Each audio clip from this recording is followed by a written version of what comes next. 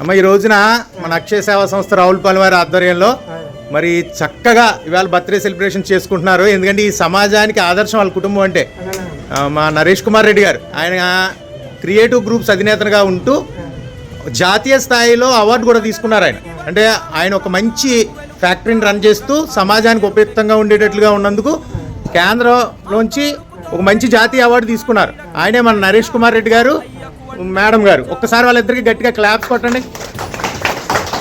ఆయన సిఆర్సీ డైరెక్టర్గా కూడా ఉన్నారు. ఈవేళ ఆ దంపతులు ఇద్దరు మా ఇంటికి రావడం, మన ఇంటికి రావడం చాలా హ్యాపీ. దానికన్నా అసలు కన్నా వడ్డీ ముఖ్యం కదా. దుర్గ గారు తల్లి గారు, సుజాత గారు అంటే ఈరోజు మన పెళ్లి కొడుకు ఎవరైతే ఉన్నారో ఆ పెళ్లి కొడుకు యొక్క అమ్మమ్మ గారు ఈ చివరి నుంచి ఉన్నారు. ఆవిడ గట్టిగా క్లాప్స్ కొట్టాలి. వెంకట వియాన్స్ రెడ్డి పుట్టినరోజు సందర్భంగా ఈవేళ మన హోంలో సుమారు 30 మందికి అన్నదానంతో పాటు, అన్నదానం కూడా మనం రోజు తిన్నట్టు కాదు, చూడండి పంచపక్ష పరమాణాలు ఉన్నాయి ఇక్కడ ఫ్రూట్స్తో సహా. దానికి తోడు వస్త్రదానం. ఈ 2 దానాలు ఆ బాబు పేరున చక్కగా బర్త్డే సందర్భంగా చేస్తున్నారు.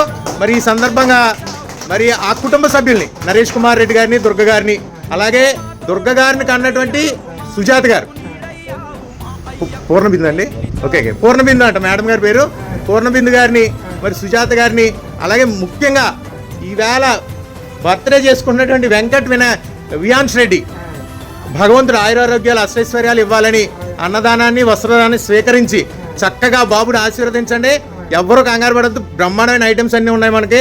వాళ్ళ చేతులతో వడ్డించమని రిక్వెస్ట్ చేస్తున్నాను. దానికి ముందుగా మనం కేక్ కట్ చేయించి విషెస్ తెలియజేస్తాం.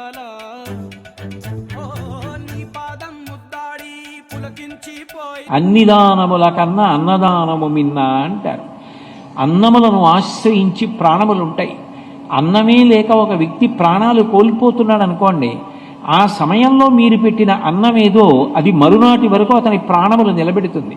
అంటే ఇప్పుడు ఒక వ్యక్తికి ప్రాణదానం చేసినటువంటి ఫలితం అన్నదానం చేసిన వాడికి దక్కుతోంది. పైగా ఆయన ఆ అన్నం తిని ఒక మంచి పని చేశాడు అనుకోండి, ఇప్పుడు ఆయన మంచి పని చేయడానికి కావలసిన బలం మీరు పెట్టిన అన్నంలోంచి వచ్చింది కాబట్టి మీకు కూడా ఆయన చేసిన మంచి పనిలోంచి ఫలితం వస్తుంది. అంటే దయ అన్నది ఉండాలి. కానీ అసలు సృష్టిలో మనిషి ఎంత గొప్ప పనైనా చేయగలడు.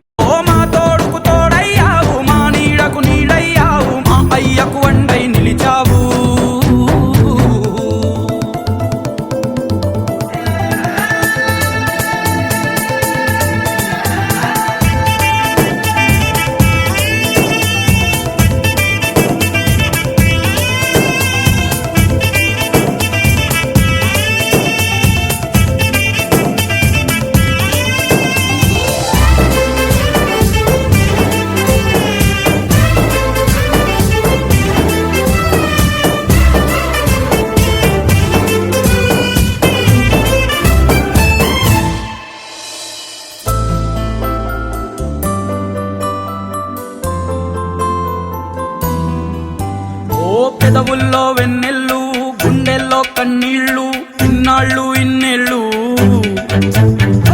అచ్చంగా నీ వల్లే మా సామి కళ్ళల్లో చూసామి తిరణాళ్ళు.